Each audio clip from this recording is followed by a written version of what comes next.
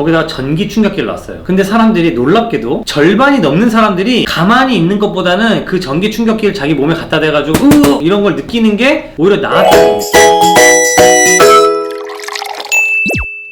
심심함의 중요성에 대해서 얘기를 한번 해보려고 합니다. 부모님들이 아이 기를 때 제일 무서워하는 말이 아빠 심심해, 엄마 심심해 할 수 있거든요. 어떻게 해야지 안 심심하게 만들어줄 수 있지? 부모님들이 고민을 많이 하시잖아요. 역설적으로 심심하게 만들어줘야 된다라는 거죠. 락동 뮤지션이 자기들이 어떻게 음악을 잘하게 됐는지 얘기하는 걸 들은 적이 있는데, 부모님이 몽골 선교사여서 어렸을 때부터 몽골에 살다 보니까 할 수 있는 게 별로 없어서 되게 심심했고, 집에서 기타 갖고 놀다 보니까 자기는 음악을 굉장히 가깝게 느꼈고 음악적으로 계속 발전해 나갔다, 이런 얘기 하는 걸 제가 들은 적이 있어요. 유명한 경영자들이나 리더들 사이에서도 본인을 일부러 심심하게 의도적으로 하는 사람들이 있습니다. 예를 들면 마이크로소프트의 빌 게이츠도 1년에 한 번씩은 별장에 아무것도 안 가지고 들어가서 생각하고 고민하는 시간을 가졌던 걸로 유명하죠. 심심한 시간이 사람의 창의성을 길러주고 영재성을 개발시킨다라는 게 잘 알려지기 시작했는데, 과학적으로도 상당 부분 증명이 되어 있는 상태입니다. 어떤 실험에서 사람을 셋으로 나누고 첫 번째 그룹은 단순 반복 작업을 계속하게 만들었어요. 두 번째 그룹은 그냥 쉬게 만들었어요. 세 번째 그룹은 굉장히 어려운 문제를 풀게 만들었습니다. 그 세 그룹의 사람에게 창의력을 테스트하기 위한 시험인데요, 종이컵을 가지고 무엇을 할 수 있는지 3분 동안 써내라고 했어요. 단순 반복 작업을 하던 사람들이 가장 창의력이 좋은 걸로 나왔고, 그 다음에 어려운 문제를 풀다 온 사람들이 오히려 창의력이 가장 떨어지는 그런 결과가 나왔습니다. 이걸 가지고 우리가 알 수 있는 게 두 가지가 있는데, 첫 번째는 뭐냐면 내가 지루하고 심심한 이게 나의 창의력을 올려준다 라는 거고요. 두 번째는 그냥 쉬는 건 심심한 게 아니라는, 할 게 없다라는 의미랑 약간 다르다는 겁니다. 우리 뇌에 디폴트 모드 네트워크라는 특정한 부분이 있는데, 아무것도 안 하고 있을 때 디폴트 모드 네트워크라는 부분이 활성화가 되고 지금까지 쌓아왔던 지식들을 잘 정리하고 체계화시키고 심지어 내 감정까지 잘 정리를 하는 그 시간이 벌어진다. 근데 문제는 뭐냐면 사람이 이 심심한 시간을 잘 못 견딥니다. 특히 컨디션이 안 좋을수록 더 그래요. 핸드폰을 보면서 제대로 보지도 않으면서 막 넘기거나 책 같은 것도 들었다 놨다 하는 일을 반복하게 돼요. 이걸 증명하는 실험도 있습니다. 사람들한테 물어봤어요. 너 $5 벌고 싶어? 네! 라고 말하는 사람들한테 그럼 저 방에 들어가서 15분 동안 아무것도 하지 말고 있어! 라고 얘기하고 거기다가 전기 충격기를 놨어요. 근데 사람들이 놀랍게도 절반이 넘는 사람들이 가만히 있는 것보다는 그 전기 충격기를 자기 몸에 갖다 대가지고 이런 걸 느끼는 게 오히려 나았다는 겁니다. 아이가 심심해하니까 핸드폰에 가서 유튜브 봐 라고 하는 거는 그 자체가 나쁜 게 아니고 심심한 시간을 가질 수 없게 된다는 게 가장 문제라는 겁니다. 아이의 심심한 시간을 발동시켜서 디폴트 모드 네트워크를 활성화시키는 시간, 가진 지식들을 정리하고 활용할 수 있도록 내 창의력을 증진시키는 작업을 못하게 만든다는 게 문제라는 거죠. 그래서 심심함을 어떻게 하면 의도적으로 잘 컨트롤할 수 있느냐, 그걸 잘 견딜 수 있도록 만드느냐가 우리 아이의 머리를 좋게 만드는 고민의 시작이고요. 학습 능력을 기르는 첫 번째 길이라는 거예요. 일본의 굉장히 유명한 동화책 작가 요시타카 신스케라는 사람이 심심해라는 책이 있어요. 아이가 되게 심심해하다가 왜 심심하지? 심심하다는 건 뭘까? 그렇다면 심심함을 견디면 어떻게 될까? 하다가 그 아이가 심심한 걸 즐기게 되는 그 과정이 나와요. 또 훈련을 하고 그 효과를 느끼다 보면 잘 활용할 수 있게 된다는 거죠. 학생들에게 자주 권유하는 방법이 있습니다. 시간 낭비라고 생각할 수 있는 일들이 있죠? 그것들이 우리의 심심함을 잘 견디게 해주는 제일 좋은 무기일 수 있습니다. 전문가들이 생각하는 이 심심함의 영어로 들어가는 가장 좋은 작업이 뭐냐면 단순 반복 작업을 하라는 거예요. 청소, 설거지, 빨래 개기가 우리에게 디폴트 모드 네트워크를 활성화시키는 시간에 해당하고요. 레고를 하는데 설명서를 보고 따라하는 게 아니라 같은 색깔별로 정리를 한다던가 똑같은 블럭들을 모은다던가 그런 작업들이 우리에게 그 심심함을 견디는 능력을 길러준다는 거예요. 물론 산책, 샤워 등등도 되게 좋은 방법이 될 수 있습니다. 여러분이 하루에 꼭 해야 되는 일들 중에서 단순 반복 작업을 넣으라는 거예요. 안티 스트레스 작업이라고 그래가지고 스트레스를 없애는 방법으로도 굉장히 유행한 적이 있어요. 내 감정도 정리해주고 내 머리도 활성화시켜주고 내 지식을 체계화시켜준다는 거를 꼭 기억하시고 여러분의 일과에 단순 반복 작업을 10분 이상 꼭 포함시키셨으면 좋겠습니다. 부모님들 같은 경우에는 자기 전에 10분 동안 말하지 않기 시간을 가져요. 아무것도 하지 않고 아무 말도 하지 않는다 라는 연습을 시키거든요. 처음에는 아이들이 굉장히 힘들어하는데 점점 익숙해지는 거를 알 수가 있습니다. 꼭 실천해 보셨으면 좋겠습니다. 저와 함께 심심해지기에 익숙해지고 싶으신 분들은